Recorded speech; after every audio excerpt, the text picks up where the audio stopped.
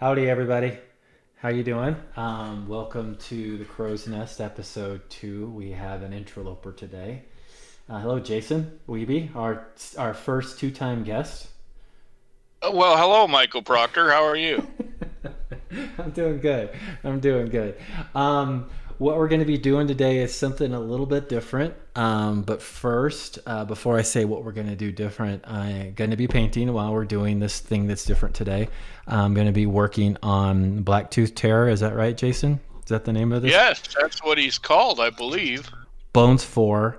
And you sculpted this bad boy. I did sculpt him. I did indeed. Yeah, That he's was one of the longest process miniatures I think I've had in a while. was We went back and forth on any number of things, and then when it went over to the factory, we went over some more stuff. So, um, he was digital or was he green stuff? yes, yes, he was digital. Okay, cool. All right, so we're going to be doing something a little bit different today. There's been a few requests via the Discord, my little Clever Crow thing, and a few other things about. I always do the interviews. So there's been a few requests of somebody interviewing me. And so that's what Jason's going to be doing today. We're going to be having a conversation mostly of all. But yeah, so what do you think about that, Jason? Are you prepared? I'm prepared. I think you're due for a thorough fisking. Oh, will there be any motor vehicle incidents as there normally are during the episode? No. I just figured we'd talk, and there's a few questions that come up when I watch you paint, and just figured I'd fire them off. Okay, Uh, okay. Cool. I think that's a good format you've established. So What did I just come back to? What do you mean? What did you just come back to? Uh, Wiebe said he said you're in for a thorough what? fisking. Fisky. Ah, okay. Just clarifying. Thank you, Wiebe. What did you think I said? Oh, nothing at all. Okay, good, because I didn't say what you thought I said. So, how's everybody today? Am I little? Are we good on Twitch? Just double checking. Yeah, Looks it's all the audio good. Yeah. So we got. Oh, now I got to watch a stupid ass commercial because I reset it on my iPad. How do I not have to watch a damn commercial? Um, Is that just what it is? I think If it's you subscribe, maybe. I don't know. Uh, Subscribe. I see the commercials about one every 3 times, I think. yeah. Okay. Yeah. Well, I'm still waiting on the commercial, but. Yes, Trasharama says you sub and you don't get ads. So there you Okay. Someone needs to resub me. Because. Is that how this works? yes. Um, Justin, you need to resub me. go. You can sub yourself. That's true. Thank you, Wiebe. But, Oh, I could do that, I guess. I could do that. yeah. All right. So Did you it's. say cheap ass, Wiebe? I might have said cheap ass. I'm sorry. Yeah, I guess I could. This isn't Reaper After Dark, is it? This is prime time. Yeah, it might as well be Reaper After Dark. So what do we got? We got Gene is on. Hey, Gene. Rings is on. Dan's on. Frank is on.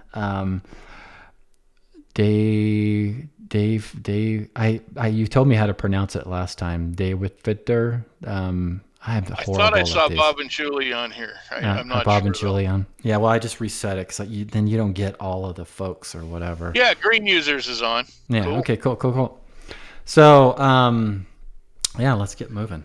I'm gonna start painting. Oh, what we're supposed to do is talk about. Here's my little painting palette right up there, and so the paints that we're using today and on the Blacktooth Terror are. There is a triad that includes Twilight Blue, Midnight Blue, and Snow Shadow. Yeah, these three. Oops, I could put them in the screen. That would work. Those are my primary blues. And I got some blue liner, and I have some white, and this Snowdrift white, which is a newer color. And then, so he's basically blue and orange, contrasting kind of colors. And then for the oranges and reds, it's the Auburn Carrot Top Midnight Highlight Orange. But I have Carrot Top in there, but I really like this Goblin skin color. And it's Bones color. I think I've been using this a lot, and it's really cool. And then so for some of the darker reds, I have crimson red on the palette, and then there's blue liner, of course, and black. And the white is, I pretty much only use dragon white at this time. I like its brightness. There's a lot of whites that Reaper has, but if I need a white, I use that. And then I think I have somewhere some white linen on the palette too, which I'll throw that into the orange. And then you'll see on the palette there's some yellows. This yellow gold mold, that's 9487. I use that a lot too. It's really cool. This is a newer color, newer Bones color. I think it was in the new So silk how that do you just came go out. about deciding your palette for a project like this? I mean, some things seem to be more self-explanatory, but this T-Rex guy is kind of an open canvas. So I did reference photos. So I went on the internet and I found some, just started searching some reference photos. And yes. for this piece, a lot of times I just do it on my own and I just start it. But for this guy, I did text Ron a few pictures of, and this is the one that we kind of decided on. So he was inspired by him. But if you see, he's got the oranges in the picture, but the blues aren't. I'm like, there's something, and I started painting him just this dark like this, and I liked what this was coming out a little bit more to me. And this will be, you'll see how this is really super intense in this little area right now. That'll be glazed down so it's not just so bright, but I did want him to be a little more flamboyant, I guess is the word I'll use, instead of... I really like the blue. Yeah. And, of course, that's been the tradition of dinosaur illustrators now for about the last 15 or 20 years, with the more wild camouflage patterns and that sort of thing. Yeah. So I think that's a wonderful choice. And nobody really wants a green dinosaur anymore, right? With the floppy tail. They want something, like you said, flamboyant, like birds or whatever. So I'm just trying to do something. I didn't say flamboyant. You said flamboyant. Don't put words in my mouth, man. So, yeah, no, I said flamboyant, and I'm going to stick with it. I like flamboyant. I think we should all be a little flamboyant, but not. So most of your inspiration when you're doing a natural subject, would you say that comes from pictures that you research on the internet or books, or do you go a lot on firsthand information from your many bike rides in the wonderful mountains of Colorado? I would say a little of everything you just mentioned, but a lot of it is photo reference. I will do a bunch of research and pull a bunch of photos and get a sense of what I kind of like, and then live with it for a while, live with those pictures. And like, maybe I'm not able to decide between 2 or 3 pictures. I'll sit on them for a little while, and then I'll crowdsource them out, to Paint Pals, to you guys, to Rhonda, to Ron, to Jen Greenwald, and say, okay, what do you think? If I had to pick one of these 3, which ones do you really like? And then go from there. But a lot of times, even with that, I'll do maybe a combination of 2 or 3 images, especially if it's, and God, you see it all the time. You're out on social media, you're out there, you like all these various artists. I'll see things that people paint. I'm like, holy crap, that is so cool. I want to do that. And I'll save a picture of it. But I want to do that painting style or color scheme on a different miniature than they did. I want to take that and then try to make it my own. But if I'm trying to learn a technique, then I will, sometimes I'll just go, okay, what did they do? I really liked what they did. That's different. I'm going to go get that specific miniature and try to do it. And then that'll help you kind of figure out the process, especially if you can't get a Patreon of them or see what they're doing. It's always good to take inspiration from other folks. It's not stealing. It's no. So you find your reference art, and then do you apply your own sense of balance and harmony and contrasting colors and that sort of thing? Yeah, I we all have the color wheel, right?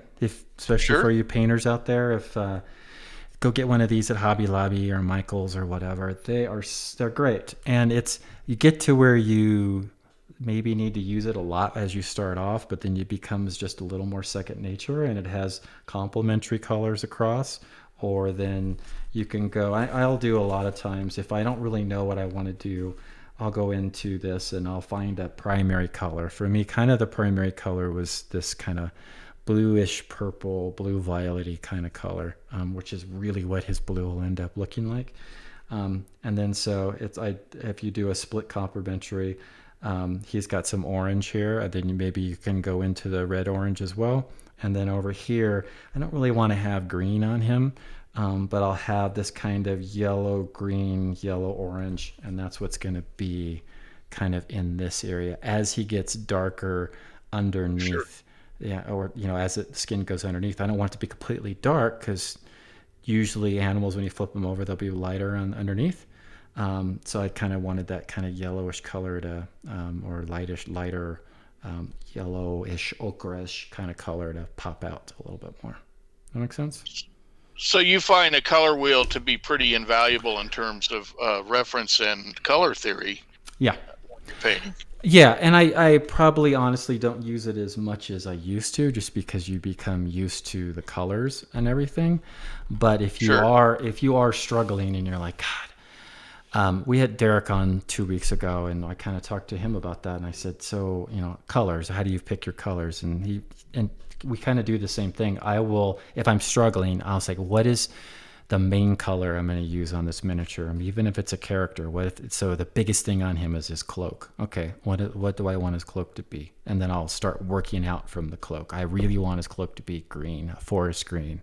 So I'll start working out the rest of the colors and have them complement, or have them work for contrast as well. I think, the orange and the blue is just a natural contrast as well. But then gradating down and then throwing into, you'll see that I have these oranges, but then I have this kind of, you can see on the palette, a kind of purpley kind of, it's a crimson red. It's got some purple in it, and then I'll maybe mix a little blue liner in it and make it even more purpley. And I'll have that kind of in the shadows, and that'll be a color that I'll use in the shadows of the oranges and the blues to kind of tie them both together.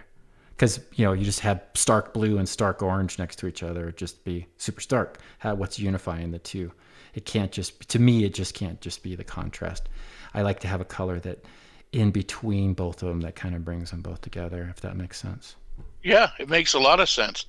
Yeah.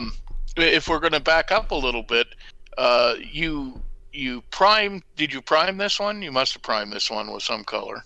I did. What was your initial set of colors? Well, when I cleaned them off really good, and I generally, especially for the bigger guys, but pretty much almost all miniatures these days, I prime everything black first. And then I will do a Zenithal white priming with white over it, just so I can kind of get a sense of the light and darks. For him, since he was so big, I did airbrush him with where did I go in the colors? Probably the midnight blue, or no, you know what? I mixed the midnight blue and the I don't know where I put it. The next color down. Oh, the twilight blue. I did a 50-50 mix of them, and that's what I airbrushed the whole thing on. And then I came in with the orange, and that was primarily just the goblin skin, and I airbrushed underneath, kind of in between, and I then it was almost like a giant blue stripe, and then orange, and then I used the yellow in airbrushing, so I had these big 3 like stripes, and then I came in with the dark blue back into the airbrush, and I started so you could see here, this is just airbrushed at this point, and I just came in and threw some stripes down, and I'll work and clean them up and everything, but it kind of gives me an outline. And the backside here is less work I've done, but I'm starting to line out and define the shapes a little bit more, where here's got a little more work. So you'll see here on this backside, these stripes are really super narrow. That's what I thought I was going to do initially, and I didn't. I'm trying to widen them up like I'm doing on this side. I kind of like that a tiny bit better. So as you're doing this, it looks almost like you're working out how you want to look on the one side, and then you go back and match the other side once you're satisfied?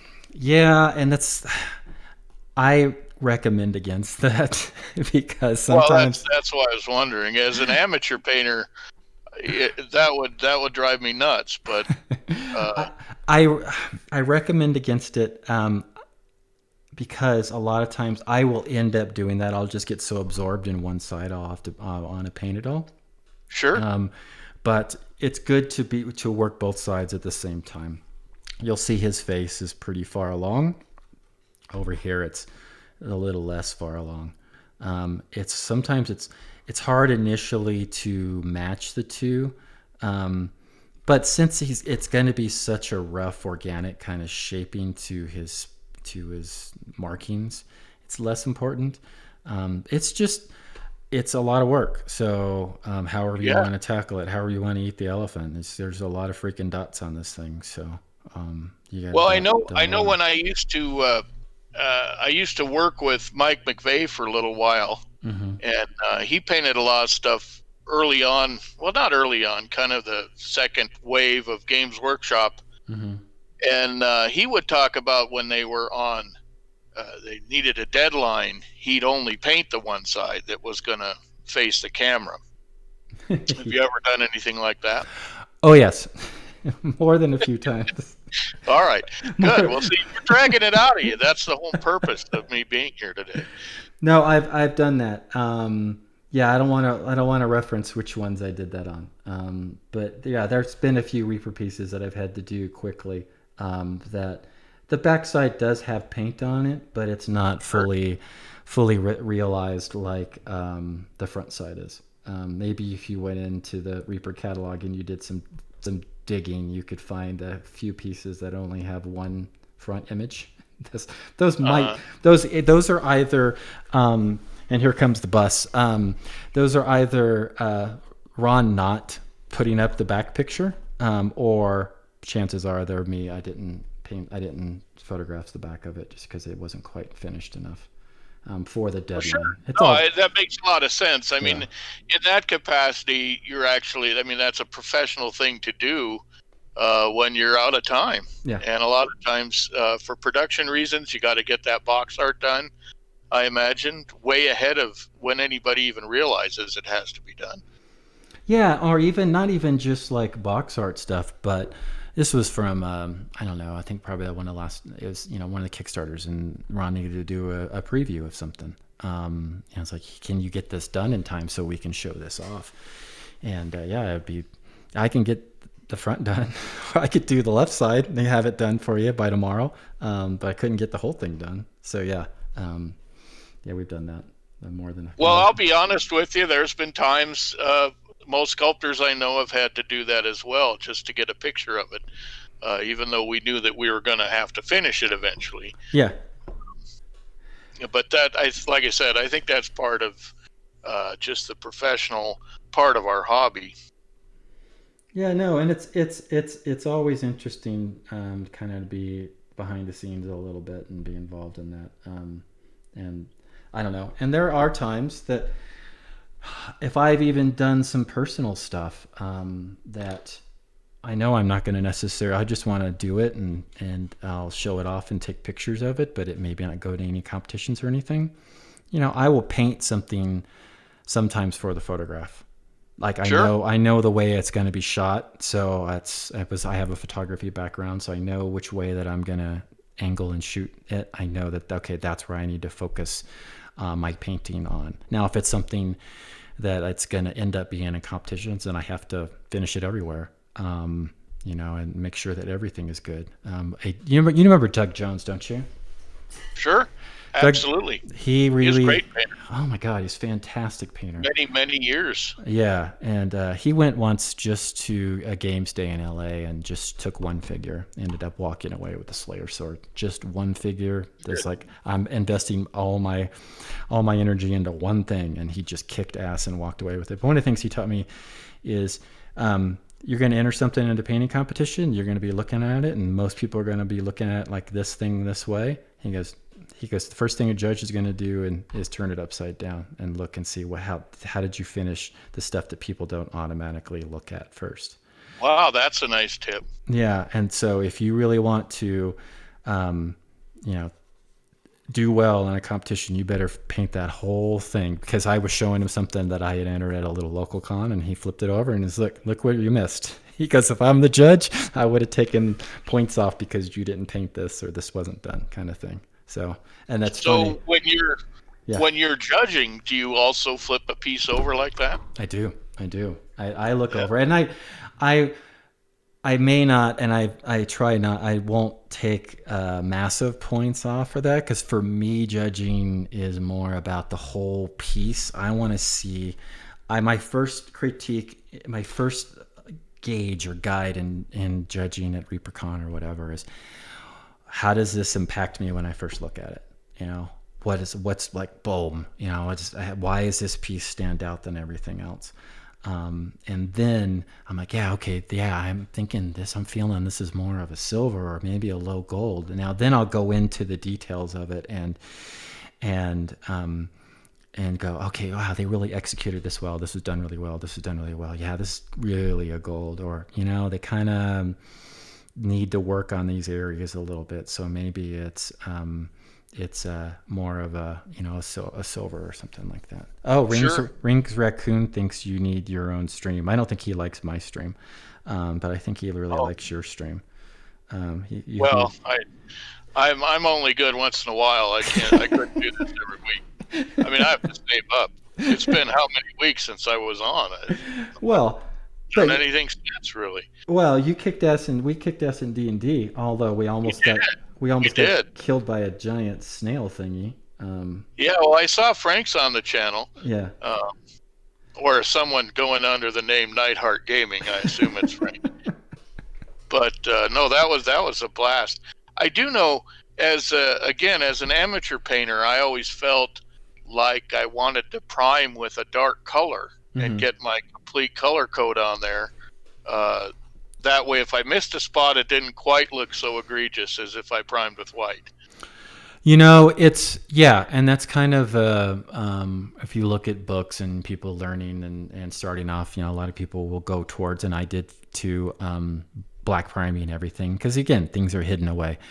And then the only kind of trick to that, and I think why a lot of people will Zenithal prime, and kind of why I do as well, it's harder to highlight things up bright.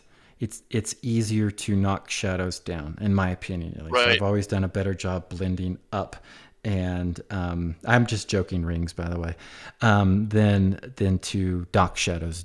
It's easier to knock shadows down than bring things up. So, no, I did for the longest time. I just primed everything black, but then my miniatures started looking just dark, which is cool, but I wasn't achieving.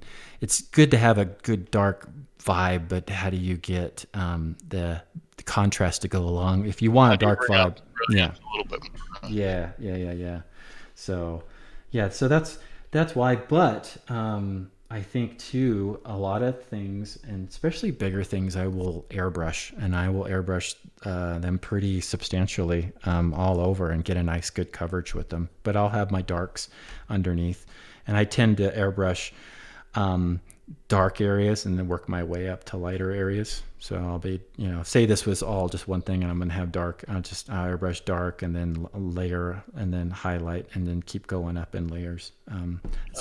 One thing Lovejoy, I took an airbrush class from him a long time ago. It's kind of what he was talking about back in the day. Well, and the term Zenithal, I'm familiar with it from hanging around with you guys, but frankly, I hadn't heard it in the miniature community up until maybe 5 or 6 years ago. So could you do a quick explanation for those of us that aren't really geared in? What is Zenithal priming? Well, it's top source lighting. So what can I do, grab as an example? So Zenithal from Zenith then. Yeah. So your Zenith, so your top source lighting. So basically what you do is you are priming everything black. And then you're coming in with you can do it with an airbrush. You have a far more control to airbrush your white primer on top. Depends on the timing of it and how much time I have. Do I want to set up my airbrush? But I have a rattle can of Tamiya fine surface primer. And I'll hold it at an angle where I've got my miniature. Here's Julie's Dragon Bust. You can see this in the camera. So I'll spray paint everything, and then I'll come with a white primer and get my highlight angles kind of with the white, so I know where my highlights are. Oh, I see. Yeah, and it just helps with it helps, especially as you're a beginner or you're learning, to help you identify the highlight areas and the shadow areas. Yeah. You So end it up kind of mimics having a light source on there permanently. yeah, yeah. And then if you're kind of struggling with that still, a good trick, and I still do this a lot of times, is I will take photos of my prime miniature, and then up the contrast, and then I'll refer to those to see where I really like the highlights. As I start painting them, you'll lose that white stuff, but if you keep that photo and you reference it, it's good to go back to. Then also keep that photo, and then as I'm painting a miniature, I will put it back at arm's length, right? And I'll look at it, and I'm like, okay, this is looking kind of good. Another trick too, and a lot of people know this, it's not a secret trick, but take another photo of it. The camera will sometimes show you what you can't see with your eyes, if that makes sense. You know what I mean? Yeah. You take a picture of it, it's like, ooh, I didn't see that. I missed that area. Or, oh man, my blend there really sucks. But when you're looking at it, going, I don't see any problems.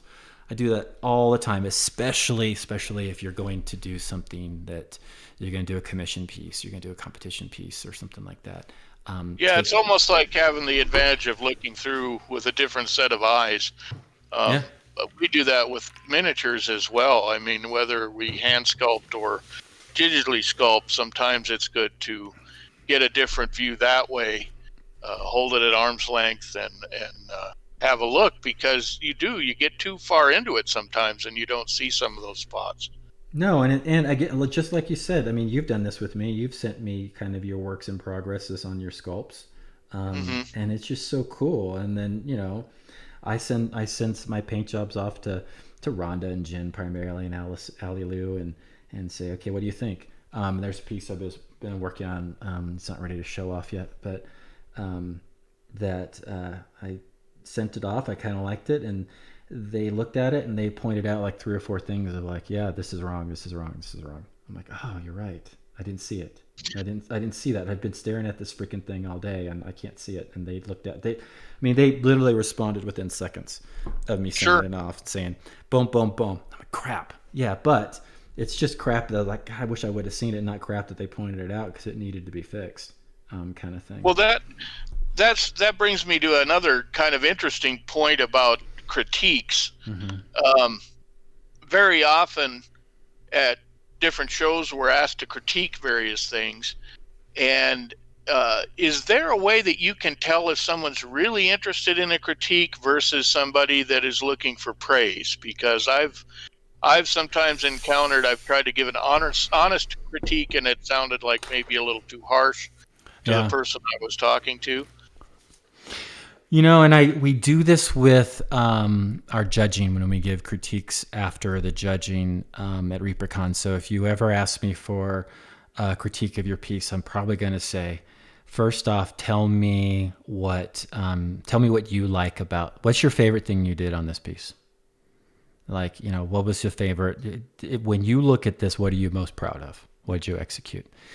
And then I'll ask the question, then I'll agree. I'm like, yeah, that's really good. Or yeah, no, I see that. And maybe I'm like, I'll be honest with you. That's not what I first picked out. But interesting that you picked that out. And then I'll talk about maybe what I liked about it. But then I like to have a follow-up question of, tell me what you thought you need to work on the most. What are you most disappointed in, if there is anything? And that kind of, to me, leads me in the direction of whether they want real critique or not. You know what I mean? Because then you're nice until you feel like they're asking you to drop the hammer. Right. And then I have as I get to know people a little bit more, and I totally understand your question, because there is that kind of comfort level. And I'll if I know them and I've talked to them before, and I was like, all right, I go, do you want What do you want? Do you want big boy critique? Yeah. Do you want me? Because I'll go into it and give you all this constructive stuff if you want. And they'll be like, yeah, I want that. And I know that I'll say this and I mean it. I'm giving you this level of critique because I know you can do these things. I know you can do this. I see it in your piece that you can do this. But yeah, I think it's a challenge and it's just a comfort level. But those two questions in the beginning are kind of how I gauge whether somebody just wants praise. Yeah, that's a good process. And I assume when you're speaking with other painters, is it Painting Friends group? I'm sorry, Paint Pals, my Paint Pals group. Yeah. Painting Pals. I assume that's probably a pretty freewheeling critique session when you start it up. Oh yeah, there's no questions. It's pretty. That we're part of this little group, and we if I'm asking for an opinion, I want to know, good or bad, what's going on. Tell me. Yeah. Am I doing good? Now, if it's great and you don't really have anything, there's no reason to pick it apart if you don't need to. Yeah. And also it's a good understanding too. I think for critiques too is, what was the intent of the piece? Do you want to, what are you going to use this piece for? Is this a competition piece? Is this where you want to be? Right. Or do you want to game it? And I'll do this a lot with my classes. I'll say, okay, so I'm going to teach you shaded metallics. Now I do want to know, and I'll ask everybody in the class beforehand, I want to know, okay, what do you want? What kind of painter do you want to be? Do you want to be a tabletop painter, which is awesome, great, perfect? Then I will look at your things that way, and I'm going to try to coach you in that way to give you the best result. Or if you're really trying to be a competition painter, then I'm going to, help you down that road too. Does that make sense? Yeah. Yeah. So, yeah, it's it's like, it's whatever, Frank put it. Frank in Nightheart Gaming just says, yeah, table is the level I paint for. And if that's the level you paint for, there's nothing wrong with that at all. That's awesome. There are times, and I was messaging back and forth with David Cecil last night, and we were talking about a couple of things, but I like to just kick out some tabletop stuff. There's no, just fun. Why we got in the hobby thing. Not everything needs to be. Well, sure. And when you're looking at a tabletop, your eye isn't going to rest on one piece. Yeah. It's kind of like the whole look.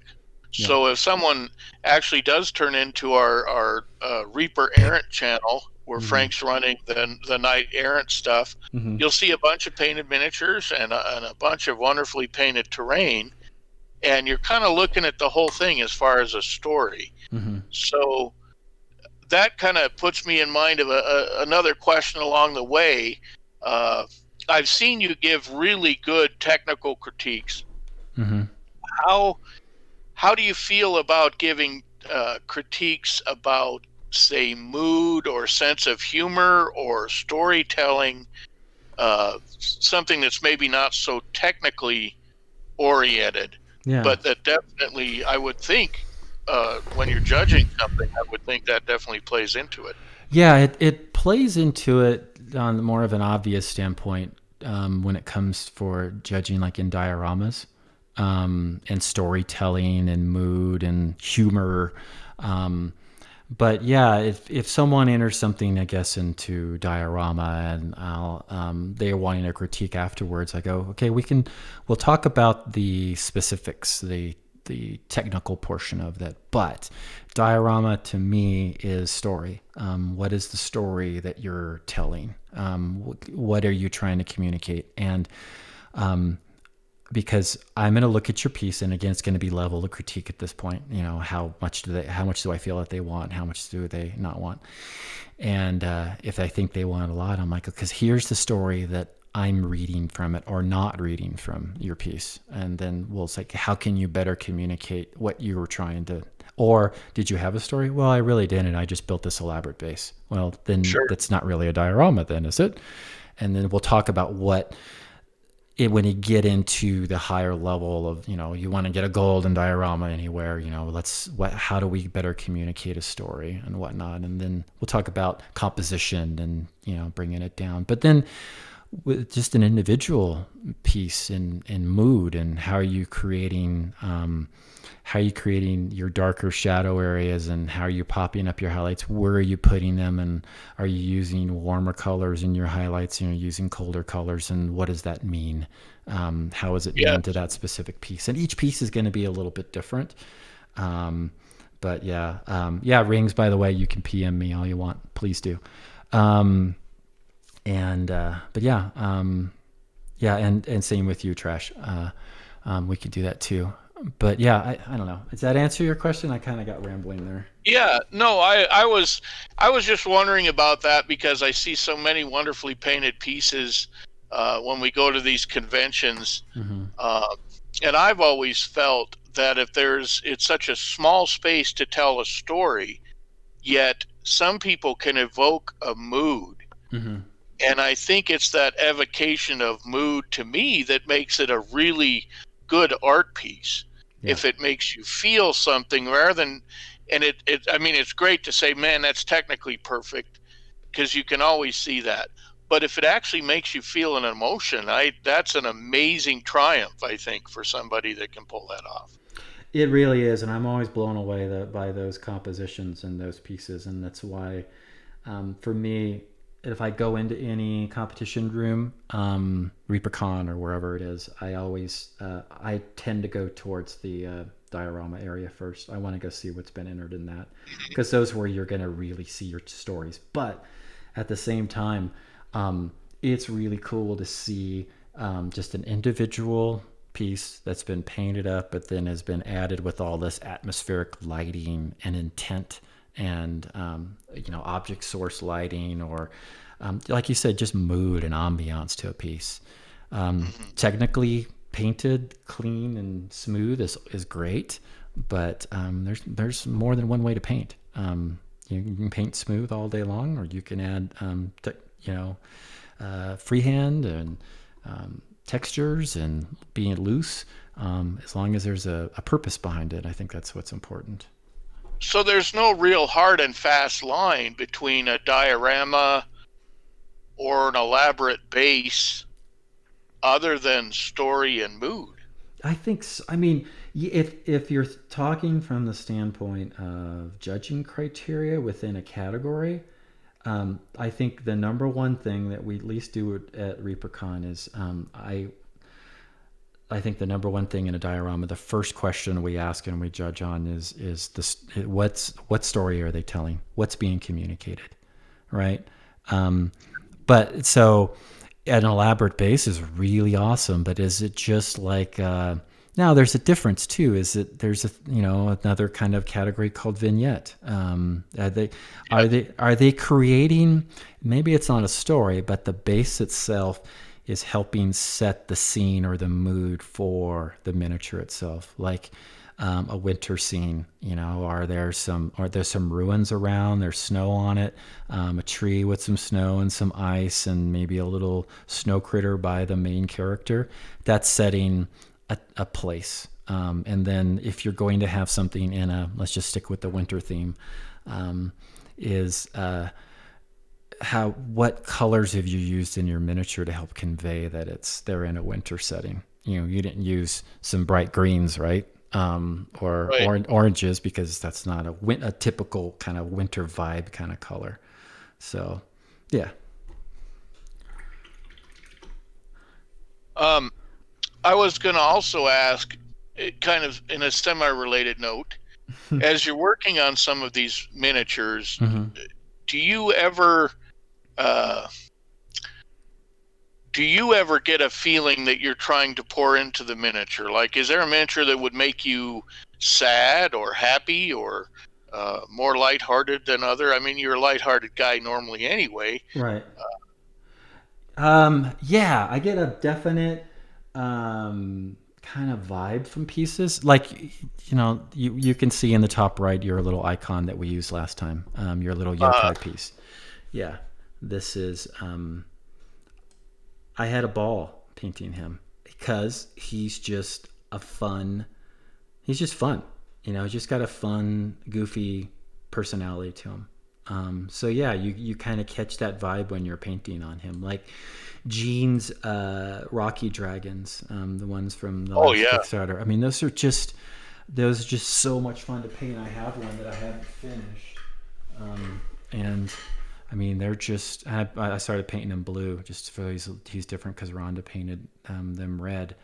I got to finish him at some point too.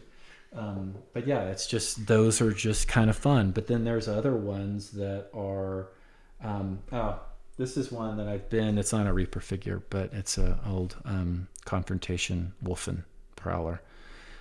He's been on my bench forever trying to finish him up.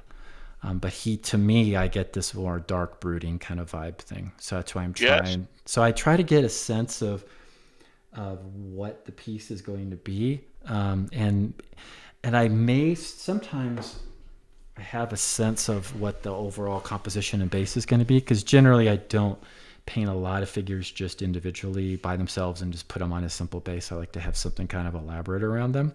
But what's the setting of him and what is he going to be? And to me, that little Wolfen guy was more of a brooding kind of figure. So yeah, part of the reason maybe why he's not done is I haven't quite finalized what I want the base to be. Sometimes it takes me to finish the base to figure out what I'm going to do, how I'm going to finish off the miniature. Does that make sense? Yes, it does. Do you find that if you're really interested in the figure emotionally, do you find that carries you through to the end of the project easier? Do you try to find a hook, an emotional hook to a piece so that you can finish it? I mean, that's a question I always get is how do you maintain your level of enthusiasm from start to finish? Oh my God, that is probably one of the most true things to maintain. To me, the most fun a lot of times is the start. Is not the prep. I hate the prep. I hate cleaning mold lines. I hate drilling holes to attach the pieces. I hate it. I hate gap filling, all of that. I hate doing that. But the starting of the painting itself is where there's so much fun, and when things are just starting to jive and go. But there's and I would say in just about every figure, there comes a point in time where I'm like, I'm sick of this figure. And maybe like this Wolfen is a good example of I've been painting him on and off for a year or so now. If it's not going to happen, sometimes I just got to put him aside until it'll pop back up again. I was posting this up on Instagram and Facebook and stuff. This is a little orc shaman dude that I'm working on. This is just a fun thing for me. I've been painting him for I don't know, 4 or 5 months off and on. And I had these little trees that I like to use. We went camping in Crested Butte last week, and I had run out of these trees. And there's this campsite we found a few years ago where these tiny little juniper trees that get mashed down by the snow every year. There's areas where they've died off, so I'll go and I'll clip a bunch. And I brought this tree back last week from camping, and so I'm like, there's the right tree for the way he's setting and the way he's leaning and the way his little staff is. That kind of leads out to where the tree is going. I'm going to make a little base around that, and that inspired me to not only make the base, paint up the base, but I had to finish him up too. So sometimes the picture snaps into your head, if I'm hearing you correctly. Sometimes the picture snaps into your head right away, and you can just go balls out on a miniature. And there's other times when you kind of wait for inspiration as you're painting. No, like Bobby's little Mongolian chick that I did for May. That was the May special figure. Yeah, I got it, and I did have a deadline on it, but I finished that thing. I only had I had like 3 or 4 days deadline, but I finished it in 2 days.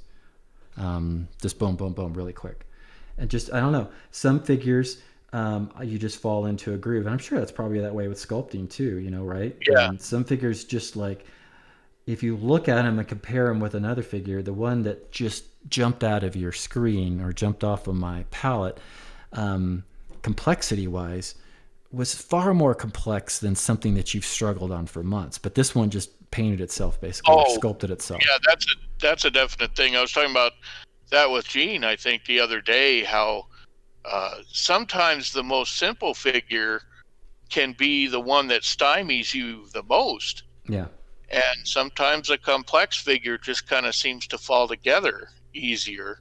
I imagine if I knew how to control that, I'd be a much more prolific sculptor. But boy, No. there are sometimes you just get hung up and you don't feel like finishing it or whatever happens. No. So do you have techniques that you use to get over those humps? Do I have techniques? No, but Strategy? I will. If it's something I'm struggling with, and that's why I had this wolfen guy so close that I could just reach to while I'm painting, and you can't really see where the way the cameras are, everything. I have a little light here to the right. I'll put him right there, and he'll be staring at me while I'm painting something else. Uh-huh. And then if I keep kind of looking at him and like, well, maybe something will click, right? Right. And another thing I do, I'll have, and you probably do this too. I have like maybe 8 or 9 things going at one time. That's just, I always reference, I need to finish this, I need to finish that kind of thing, right? But part of that is if I get, and this guy's been that way too. I'll paint for him a while, and then I'm like, okay, I'm kind of done doing this because there's just a lot of pattern work and stuff to do, right? So I'm kind of need to take a break from that, and then I'll go pick up something else. Well, I may just pick up that next figure, which was that orc shaman, and go, boom, okay, now he just clicks and he rolls. Where the last time I picked up that orc shaman, I struggled with making progress on him. So I like having those go-to kind of like, okay, I don't want to force my way through something I'm struggling with. You want to fight through some of the mental blocks at times, but if it's to the point where I'm trying to muscle through it, but my results really aren't good, this is enjoyable to me. This is still overall my hobby. So let me let go of that for a little while and jump onto something else that's a little more, and I can. Do you ever just leave your table? Yeah. Get up and walk around, or you bike ride a lot? Because I'll find myself doing that sometimes. You just keep running your head against the wall, and it's better to get up and clear your head a little bit. Totally. And the other thing, no, I do. If I'll generally allow myself at night 2-3 hours tops to paint at one time, and then I will force myself to stop just because I see it's the progression's not going as well, and it's not. I'm not being as productive for the time that I'm investing in, but I do like to go for bike rides and everything like that, and to escape, or I've got a PlayStation 4, I'll play a video game, throw in a Dark Souls game or something like that. Yeah. But just to try to get that separation from it a little bit, and also, I don't know if you get this, so especially if I've just done or finished like a big high level, like I had to pour myself into this competition piece or whatever it is, right? And is really invested in it. And I'm actually kind of happy with the total result of it. Sometimes I need to take like a day or 2 off. Yes. Oh yeah. Yeah. Definitely. It's like a rubber band that's been stretched too far, and you need to snap back into shape a little bit. Yeah, I do that. And because it'll be like, but sometimes I'm so jazzed at finishing something that I really like. Yeah, I really like I really like this piece. This one actually came together. Because sometimes your vision of a piece, how you envision it, when the end result is like, meh, I kind of missed that one. But when it does come together, and it's like, and then I find myself jazzed to pick up another thing, and I'll try to pick it up, and I'm on empty, right? And I can't. Right.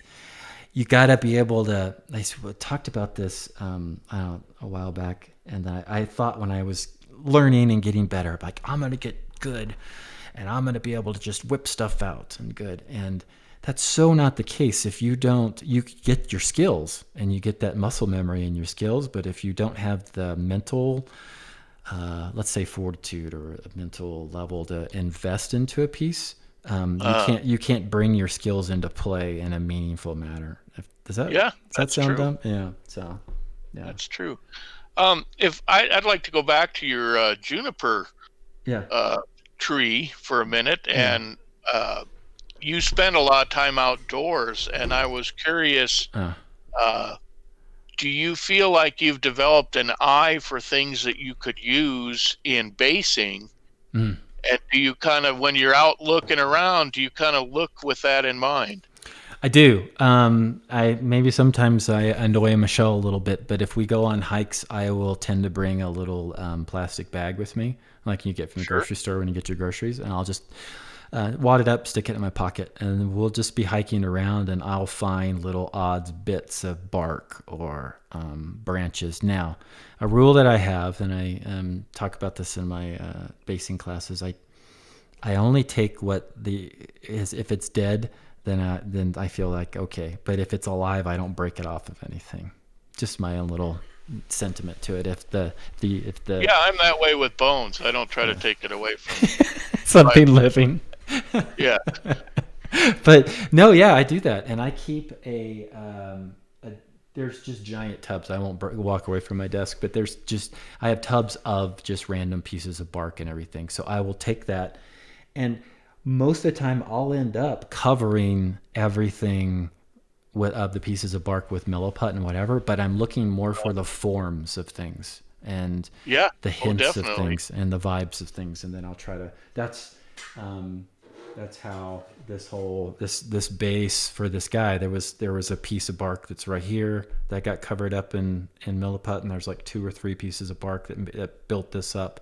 But then everything to me started off, I've been doing a lot of these little stairs and stuff lately. I've been practicing goofing around with that. And so everything kind of started with this tree, and I wanted to build around the tree. So I wanted to give him a setting where he had around the tree, but also give him a little height. So the base itself is really small. It's only 2.5 inches by an inch and a half ish. 2 inches. So 2.5 by 3 inches. Are you conscious of compositional rules when you put those together, or does it just seem to look right to you? I am conscious of compositional rules more, probably more subconsciously, because I have an art degree. I was a photography major in school, so I had a lot. You keep mentioning that like it's supposed to impress me. But the reason why, compositionally at least, because you had to frame everything within your camera, right? You had to frame everything that you wanted into something, into that small space in your camera. So, and it needed to all make sense. And if you just take a giant picture of all this stuff, and the really interesting part is this little tiny part in the corner, then the photo's not as interesting. But if you can dial it in and condense in the image. Another thing I will reference a lot of times is movie posters. Movie posters, they got to catch you. A lot of like a big action movie posters in particular. You'll see that they have a lot of little references to story plots in the movie, but they got to capture all that information within that little rectangle. And they're usually triangular, or at least have a strong diagonal in there somewhere, I've noticed. Right. And then, so again, that's a good point. Rule of thirds as well. Trying to make my subject matter not just in the center of the piece, but have this is my square right around here. He's kind of off to the right a little bit. He's not just right smack dab in the middle. There's a path that leads down. And then there's the tree that brings him up, and his staff brings him back around. So there's your triangle. Is kind of that's what made me ask the question. I think compositionally that's a wonderful piece. Thanks. And he was just really just a fun piece sometimes. I And mean, that's not that it's painted poorly. I noticed the composition right away. yeah, the painting's okay. But another thing too, it's kind of off the subject a little bit, was I like to sometimes if I'm struggling with my painting or I'm just not feeling the vibe. Like this Saturday, when I posted a few places, it was basing day. I just decided I'm not going to paint. I'm just going to base. I'm just going to make. I made 2 bases. I made that base and another one, and it was fun. Just it's part of the hobby. It's part of it, but it's just a totally different mindset. You're creating your scene again. Right. So it's fun to get away from that and not always just be painting. Like, as this guy, he's going to be a studio model. He'll be box art at some point. Right. But Ron doesn't want intricate basing for this kind No, of things. because you want someone who buys it to figure they have half a chance at making it look good. You put one of your super Proctor bases on there, and it's going to be intimidating on the box art. Well, yeah, but then one of my things when I was first starting, I was probably better at making bases than I was at painting. So I would just joke that I'm going to distract you with my base so you don't judge me too harshly on my paint job. That's a time-honored tradition. So, I wanted to show something off that you made for us. That I made. Yeah, that you made. Other than this dinosaur? Yeah. I wanted to show off, and you did some art for the show. And there's I been, did. Yes, I did. yeah, and there's been this kind of running joke about buses and me driving buses and buses running over people. And I honestly don't see where that comes from. Everybody jokes about it. I don't get it. But it's a joke. You made this. Get on the Clever Crow or get under the Clever Crew bus. I think this is so freaking awesome. I love it. I think this is just the coolest thing. Thank you so much for doing that. Oh, you're welcome. If we were doing ReaperCon, I would love to make some T-shirts of this. Wouldn't that be cool? I don't know that we have to wait for ReaperCon. I think Gene's got a great logo for you, and we could definitely come up with some merchandise. We could throw it in like the Zazzle thing or something, right? Is that what you do? Yeah. Oh, yeah. Well, I don't know. I mean, I think we could make that happen. Let's put it that way. Yeah, we'll figure that out. But maybe we can get some shirts and let's see who blood. Here comes the blood. Bobby Jackson said, "Yeah." So that would be cool. This is really cool. Gene's logo as well. I may not want to do that. Gene's logo, it would be cool on a shirt too. This one supersedes the other one, I guess. So yeah, I just think this is fun. You gotta have the merch, man. Yeah, you gotta have that. So maybe we'll work on something like that. That may be kind of fun. I'm gonna leave that up for the rest of the show, up to the right, up to the left. So I don't want to have the screen too cluttered. I need to... No, you're supposed to be painting. Hey, I had stickers. That's another good idea too. Yeah. We can do that. We should do some stickers. Okay, so I had a question that I wanted to crowdsource. For ReaperCon, we're gonna do the online kind of Twitch thing for part of the thing, and there's gonna be other Zoom classes or whatever. I'm gonna teach 2 classes. And I have 3 subject ideas. I might teach all 3, but I kind of wanted to know top 2 of the 3. I don't know how we do this, Justin. I don't know if you want to pipe in. I'll probably make a poll here in Twitch so that people can click. So here's my 3 class ideas: advanced basing composition, kind of what we've been talking about. What makes an interesting base? How to do a diorama, and then materials, how do you go about building the actual base, how to use milliput, all that stuff as well. That's the first one.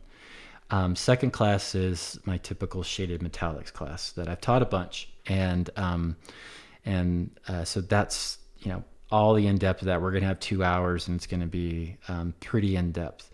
Gene wants T-shirts of "Get On" or "Get Under." I think we should get T-shirts for that. And then the third class is my kind of my dotted thing, my textures class with the all the dots, leather texturing, more loose kind of.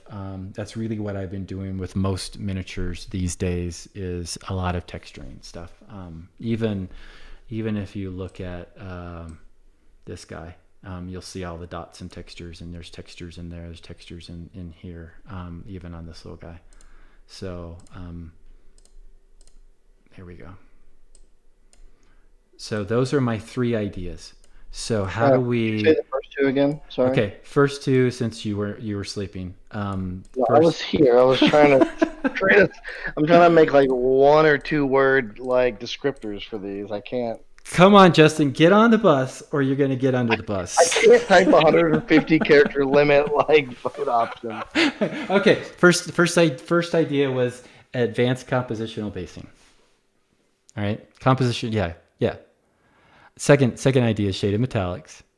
Third idea is dots and textures. Those are the 3. Yeah, it's like so. Farah, I don't know. I'm so awful at these. She listed them in her order that she liked them: basings, shaded metallics, and textures. Or that was just the list I gave. But yeah, if you want to, I don't know, Justin, whatever you want to do that. Bam, live now. All right, cool. So let's get back to our little conversation. I almost forgot to do that, Jason. Your line of questioning has been so riveting. And Well, I just thought it was your turn to answer some questions. I mean, you're a font of wisdom as far as this stuff goes. So a font of or wisdom. something. A font or a fountain or a font. Fountain, font. I'm kind of thinking of the same thing, but actually. If you really want to split verbal hairs here, I guess we could spend a lot of time doing that, or we could just get on with some more questions. So, and you may have answered this before, but I can't remember what you had said, or even if you answered it. Okay. Why, when you originally branded kind of what you did when you started painting, why a crow? I mean, I get why crows are clever, right? That makes sense, but why a crow?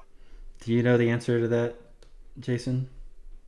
I haven't the slightest idea. Do you know the Chinese proverb, "A clever crow paints his feathers black"? Yes. That's where I got it from. I was. Oh, that's back when you're just using black to paint with. Exactly. No. So I came to the hobby kind of from the outside, like Rhonda likes to call me, the Diet Coke of geek. And everybody had these cool names, especially on the forums, and I wanted a cool name. I didn't want to just be Michael888, which is that's my Yahoo email.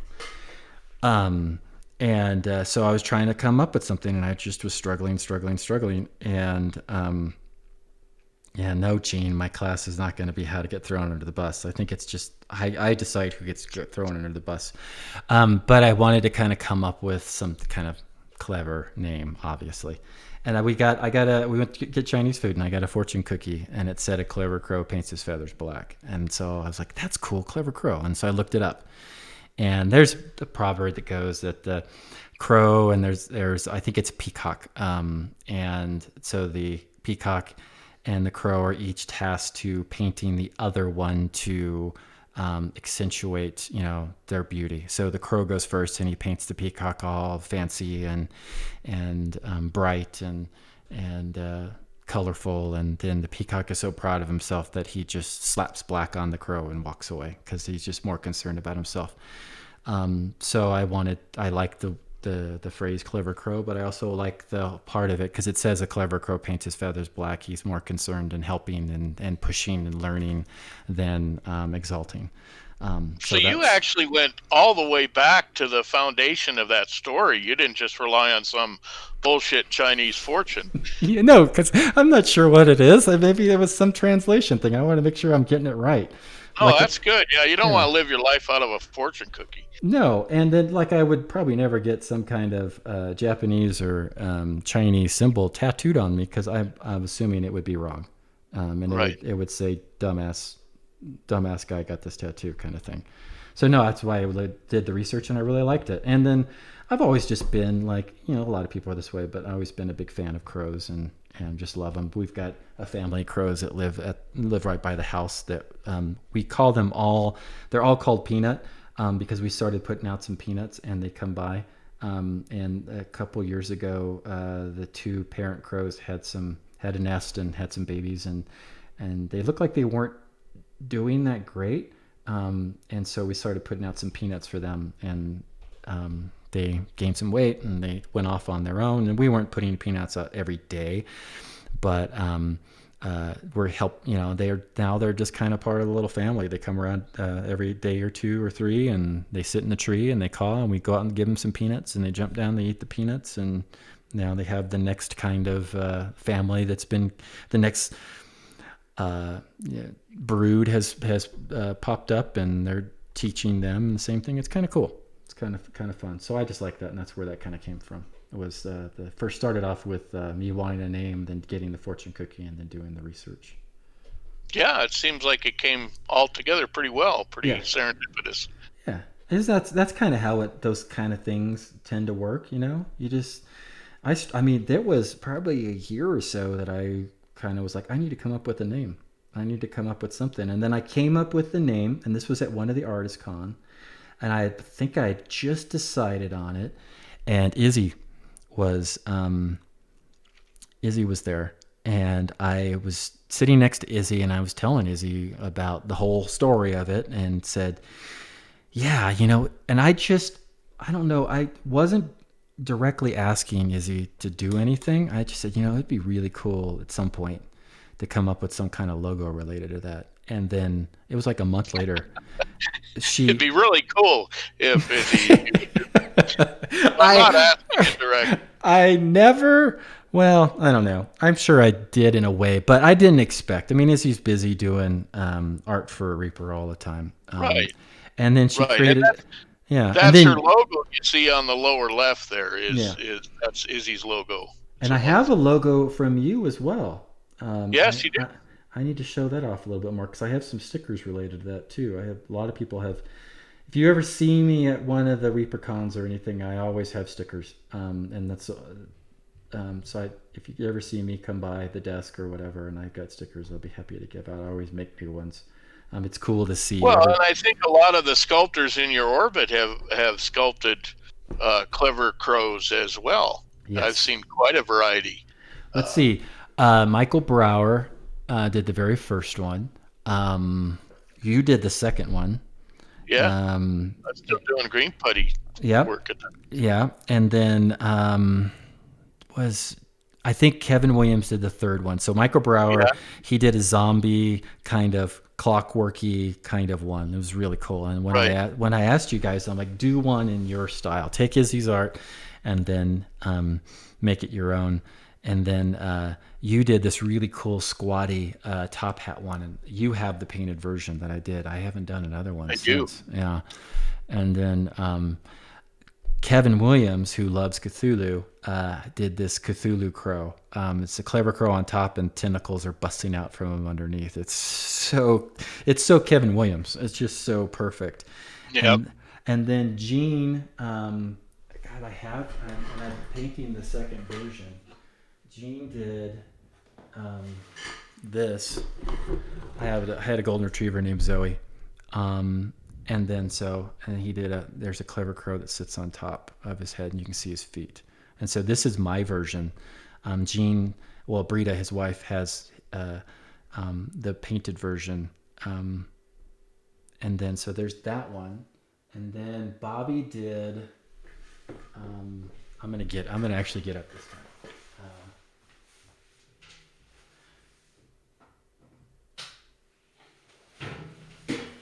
Oh, Bobby did that one that sits on the edge of a monitor or a paintbrush, right? Yeah, this will sit on a paintbrush, and I I just put them on a little plinth at the time. This was a master print or a print. Yeah, that's wonderful. So yeah, and then Christine Van Patten, right? That's the right. Yeah, she did a wonderful one. I remember seeing it. She did a really good one too, and it's packed up right now because I'm shipping it off to her. But a very kind of character, kind of like what was the 40s, 50s crows, Drinky and I forget the Heckle name. and Jekyll. Heckle and Jekyll-ish kind of. Yeah, it was.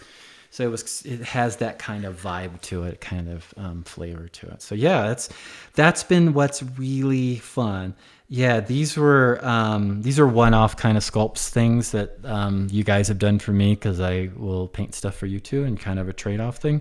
I have very limited ones. We've cast a few of them, like yours and Kevin Williams and stuff. I had those cast at Reaper, but we don't sell any of those. The Reaper doesn't sell any of those. But if you see me at cons, I generally have a smattering of them. So it's kind of like, Wicked Elf has the zombie crow one. Wow, you've been around for a long time to have that one. That's cool. Yeah. That one, that was the very, very first one, which is kind of cool too. But yeah, hopefully we'll do more. It was just kind of fun. I mean, it's so cool that you guys spend your time sculpting this up, because I'll just say, whatever, if you want to, I'll paint some stuff for you, right? And then but let you loose and whatever you want to do. So it's neat when you come up with that stuff. So it's kind of a community thing. I mean, it really does tie us all together a little bit.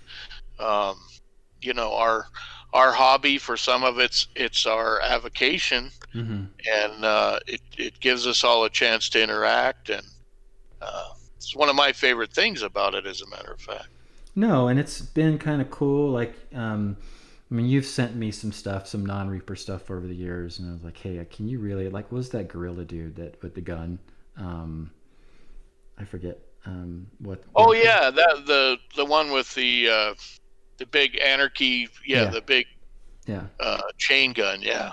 Yeah, that was just cool. I can't remember what company that was for, but yeah, and that was just something I think we had, you and I had been hanging out just for a short period of time and everything, and you said, would you paint this for me? And I was like, yeah, of course, yeah, that'd be cool. Thanks for asking. I'm totally stoked to do that, So yeah, it's kind of fun to give back and do that. So it's neat when you guys, when you or Gene or Bobby or Bob and Julie or Kevin would say, hey, would you paint that for me? Like the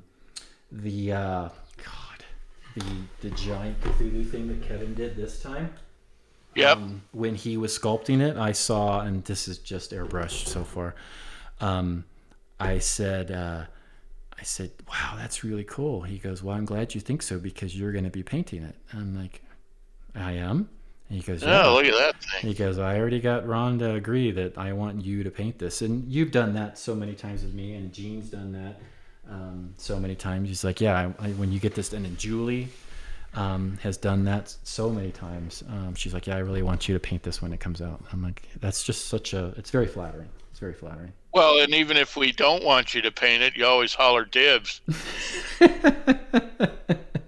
Yes, there is some kind of little emoji thing or something out there, isn't that right, Justin, on the dibs? Or am I ruining the surprise? There is, and it's been uploaded. It just hasn't gone through on Twitch yet. Oh yeah. The rest of them get approved pretty quickly. This one didn't. Oh. No, yes. in all honesty, it's wonderful to have Michael paint a piece, and it goes right along with any time I see painted miniatures, to see the very last. To me, it's the very last bit of life that gets breathed into a piece. Yeah. We work hard sculpting it, and then the painter. Obviously, there's a casting step in there that's wonderfully done, and then the painter brings it to life in a lot of ways. Mm-hmm. So that's sort of what I meant about a community. All of these are community projects, and to see it painted, obviously that's the end goal, at least for us. Yeah, that's cool. I know you're in it for the fame and all the money, but Yeah, because there's a lot of that going around. There's Yeah. a lot of fame going along with. We've got 87 people watching, so I'm famous with 87 people, or we are Yeah. famous with 87 people Well, right now. I've seen your kitchen. God. Wait, the new one or the old one? Oh my God. The in-process one. The it's only going to take 6 to 8 weeks. Kitchen that is now going on 4 months. Yep. With Well, like I said, just keep your eyes on the prize. In 15 years, you'll be sitting there eating breakfast and going, man, it took me a while to get this kitchen, but I'm really happy with it. Yeah, hopefully it'll be done in 15 years or 15 months. I would just at this point hope for. Yeah, we just are going through another round of reordering cabinets for the third time. So, but we had the new guy, a new contractor, show up today, and he seemed really cool. So hopefully when we get everything done, did he seem really competent? Because that's really yes, that's what I meant by cool. Was he was competent? Oh, okay. He seemed that way. So yeah, we'll see. No rings. That the little one is just dibs, right? Is that the one, Justin? It's just the it's like a Post-it note with dibs on it. It's kind of what it looks like. It looks pretty cool. Looks super cool. Yeah. So. I deleted it. I'm gonna try to resubmit it here in a second because it's been in there for like 3 days, which is not normal. Oh wow. Okay. Well, I feel like we're kind of winding this down a little bit. As far as questions, I don't really want to start a whole other line of speaking. So we've been on for what, hour and 15 minutes? Hour and some. Yeah, what time is it? Some. I wanted to thank you for letting me have an opportunity to grill you for a change. It was nice. I didn't have to prepare any questions for once, so I didn't have to think, which is good. Ahead of the show, at least. Yeah, I didn't either. Well, you're a natural on this. Oh yeah, sure. Well, yep. Yeah. Well, you are my first 2-time guest, so you are my you're to me like with Colbert to John Oliver. You're my John Oliver. Oh, okay. All right. I was getting a little worried about what analogy you were going to use, but I'll take that. Oh, see, this is Bob. This is Bobby Jackson. Is by the time that kitchen is finished, it will be outdated. That's That's Bobby Jackson's humor. I mean, there's over when your own bus. Yeah, there's just not a lot of positivity in Jackson these days. Well, Bobby can see the future much better than most of us can, and I have it on good authority he's moving into a yurt. Well, I don't know. Taco Tuesday. He's eating it with cow chips. Yeah. Well, I think it's about time. You think it's time to wrap it up? Yeah, I think so. Yeah, I think this is a good. I think we're at a good break point here. Cool. Provide a great conversation that. Thanks. Just often, I think, just makes people sit down, even if they weren't paying attention. They just sit down and listen. Yeah. Well, that's good to hear.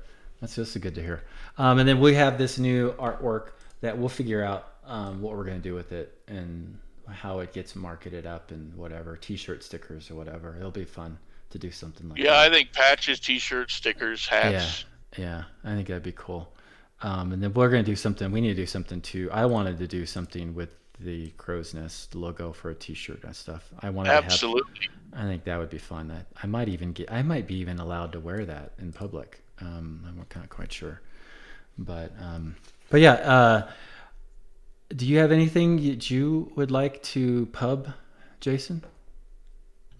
Did you get the picture I sent you of the little RBJ? Yeah, hold on. No, that's not it. There we go. Let me see.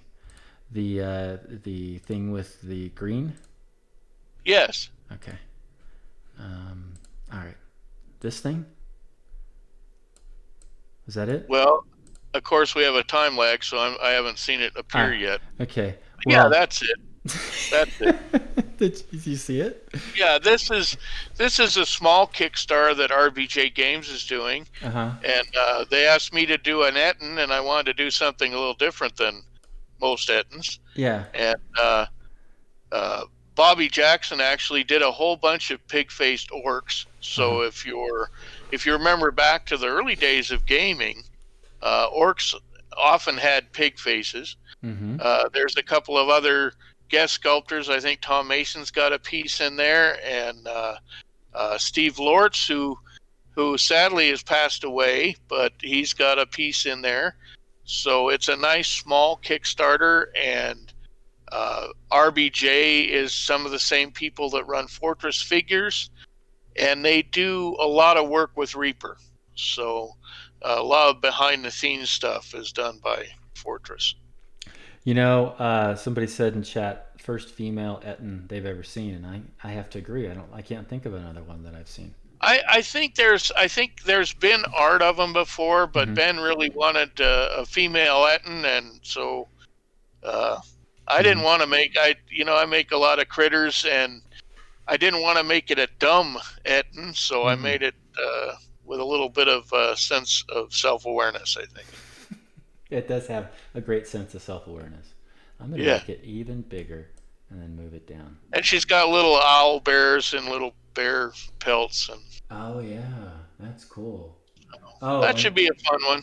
I like the right side of the face. There's a little bit of a lip drop there on the side. So, yeah, I mean, maybe there's a little drain damage there. I don't know. I mean, she's an Etten. Well, it is an Etten after all. Yeah. That can't be easy. No, it can't be. So it's so cool. No, especially Ben wanted a rogue. One half of him is her is a rogue, and the other half, I believe, was some kind of fighter. Yeah, and just for clarification, even though this is green, this is still a digital sculpt, right? That's a digital sculpt. Yeah.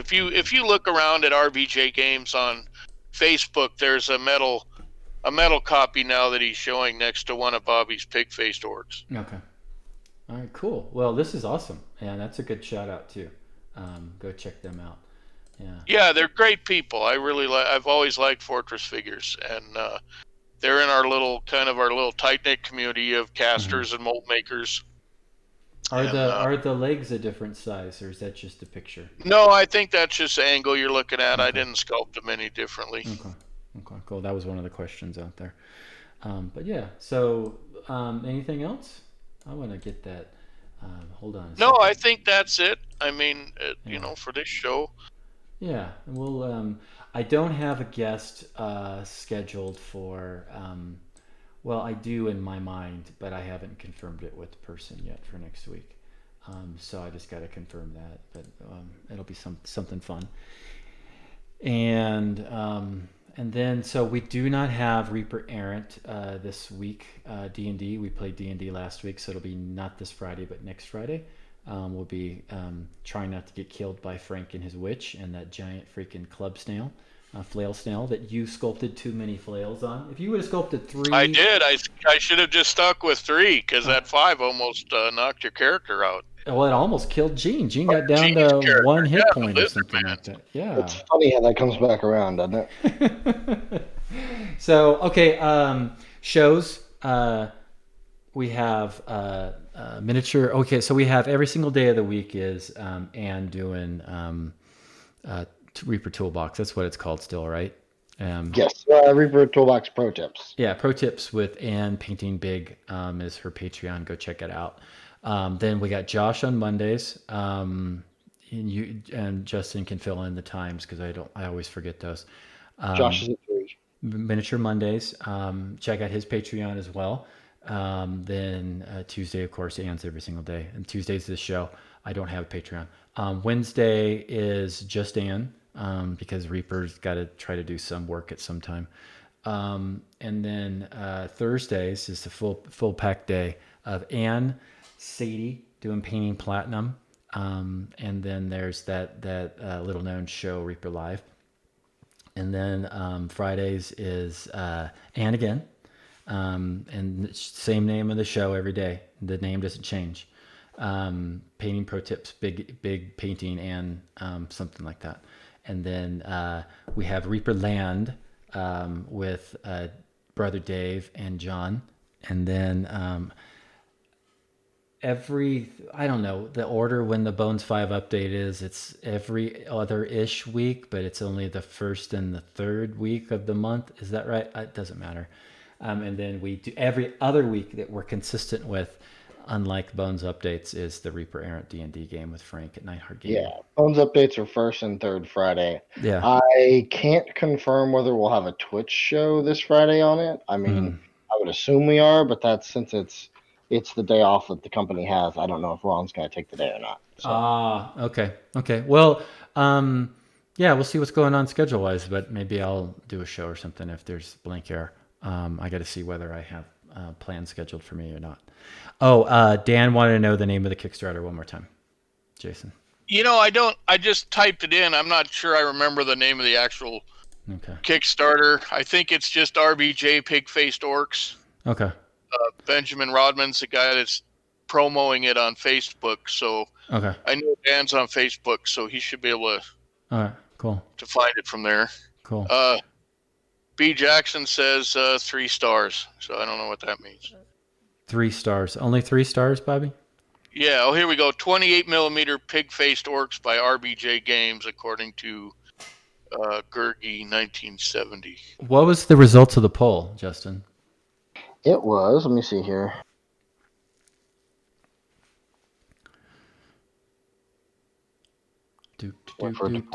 Vamp. They were all really close. I will say that. Okay. Vamp. Okay. Texturing won with 37%.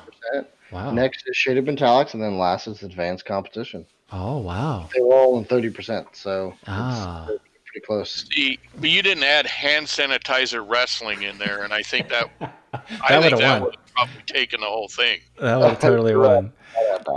So, Justin, you've become used to me saying the show's about to wrap up, and still ramble on for 15, 20 minutes, right? Correct. So who do you have? Who do you have? Because it's just so, parting is such sweet sorrow. Who do you have lined up for us to raid? So the raid that you were talking about before we started, I cannot find it. I think that person is offline now. What was the name that I gave you? It was Shin Pochi or Shin something. Yeah, there was a sculptor on the day on Twitch, and she doesn't know me. I don't know her, but sculpting with Super Sculpty, I believe. This little rabbit today. It was awesome. If you see just old school handheld sculpting, old school wise, no digital. It was really cool. I do have some handheld sculpting we are going to raid, though. Oh, what are we going to do? We're going to be raiding CNOT, who also hand sculpts. He's fantastic. Fantastic. He's awesome. Cool. Yeah, they does some good work. So Yeah. Cool. Any of those wannabe sculptors out there, he's a good one to look at, too, for form. Definitely. That's true. And Wiebe welcomes all forms of questions, including mail. Yes. Yeah. Sure. All right. Thank you. Thanks, Wiebe. Yes. Thanks, buddy, Wiebe. Justin, you're my buddy, too. But, yeah, thanks for being on and grilling me.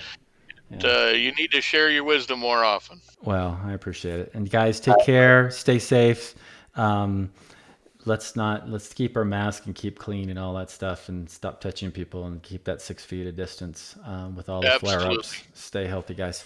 And we gone? We out of here? Almost. Am I vamping some more? Thanks, Frank. Thanks, Dan. Thanks, Bobby, Jason, Julie, and Bob, and Derek, and Aaron and Gene. Aaron and all the people. Everybody. This is like the end of Romper Room. It's just never coming out. All right. Keep being awesome. That's important. Yeah. And we will see you guys tomorrow for more Ann. Bye, everybody. Bye. Thanks, guys. Oh.